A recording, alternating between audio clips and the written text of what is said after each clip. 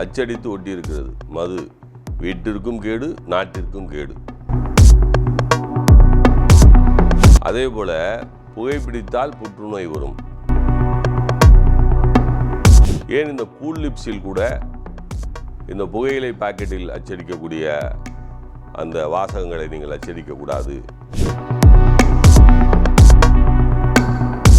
இதை படிப்படியாக குறைப்பதற்கு வழி சொல்லுங்கள் என்று கேட்டால் எதற்கு சொல்ல வேண்டும் என்பது என்னுடைய கேள்வி.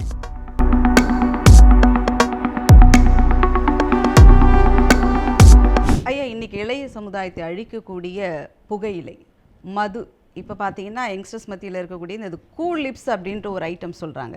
இது தவிர்த்த ஹான்ஸ், இந்த மாதிரியான பழக்க வழக்கங்கள்லாம் இருந்துகிட்ருக்கு. ஒரு சிலர் மனம் திறந்து இதிலேருந்து நம்ம வெளிவரணும்னு நினைக்கிறாங்க, முடியதில்லை. இதை படிப்படியாக குறைக்கிறதுக்கு வாய்ப்புகள் என்ன இருக்குது? கேள்வி நல்ல கேள்வி. இது ஏன் படிப்படியாக குறைப்பதற்கு வாய்ப்பு? அதையும் நான் சொல்ல வேண்டும்? அதை பழக்கப்படுத்தி கொண்டிருந்த அந்த பிள்ளைகளுடைய தாய் சொல்லியிருப்பார், அந்த கணவனுடைய மனைவி சொல்லியிருப்பார், நண்பர்கள் சொல்லியிருப்பார்கள், இதெல்லாம் சாப்பிடுவது தவறு என்று. ஏன் அதிலேயே ஒட்டி இருக்கிறது, அச்சடித்து ஒட்டி இருக்கிறது. மது வீட்டிற்கும் கேடு, நாட்டிற்கும் கேடு. மது வீட்டிற்கும் கேடு, நாட்டிற்கும் கேடு. அதே போல் புகைப்பிடித்தால் புற்றுநோய் வரும்.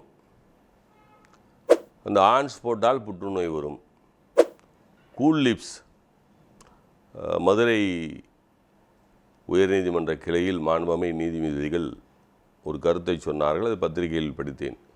ஏன் இந்த கூல் லிப்ஸில் கூட இந்த புகையிலை பாக்கெட்டில் அச்சடிக்கக்கூடிய அந்த வாசகங்களை நீங்கள் அச்சடிக்கக்கூடாது என்று கேட்டு கருத்துரைத்தார்கள். மனிதனுக்கு கேடு விளைவிக்கக்கூடிய பொருள்களை தயாரிப்பது மனிதன்தான்.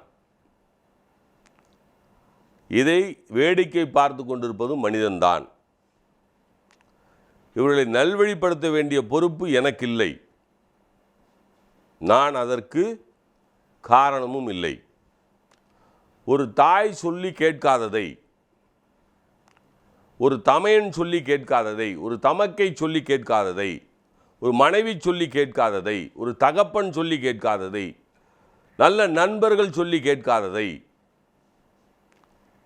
அதில் அச்சடிக்கப்பட்ட வாசகங்களை படித்து கேட்காத ஒருவனுக்கு இதை படிப்படியாக குறைப்பதற்கு வழி சொல்லுங்கள் என்று கேட்டால் எதற்கு சொல்ல வேண்டும் என்பது என்னுடைய கேள்வி. அவர்களுடைய உடம்பு, அவர்கள் படித்தவர்கள். இந்த சாராயம் குடிப்பவர்களும் புகைப்பிடிப்பவர்களும் ஆன்ஸ் போடுபவர்களும் படிக்காதவர்களா? நன்றாக படித்தவர்கள். தமிழ்நாட்டில் 85% மேல் படித்தவர்கள் தான் இருக்கிறார்கள். இவர்களுக்கு அறிவுரை சொல்லக்கூடிய நிலையில் நாம் இருக்கிறோமா? அவர்களுக்கு ஒன்றுமே தெரியாது என்று சொன்னால் நாம் இதையெல்லாம் சொல்லலாம்.